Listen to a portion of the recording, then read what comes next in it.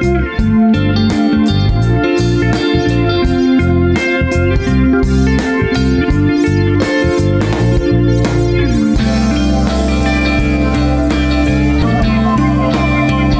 একাডেমির ২১-এর বইমেলা এখন প্রায় শেষের দিকে। শেষের এই প্রান্তে দাঁড়িয়ে আমি বন্যা আপনাদের সবাইকে আমন্ত্রণ জানাই বইমেলা নিয়ে এটিএন বাংলার নিয়মিত আয়োজন ২১-এর বইমেলা অনুষ্ঠানে। আজও আমরা তুলে ধরব লেখক, পাঠক আর প্রকাশের কথোপকথন। তবে আর দেরি কেন, চলুন মেলা প্রাঙ্গণ ঘুরে দেখি।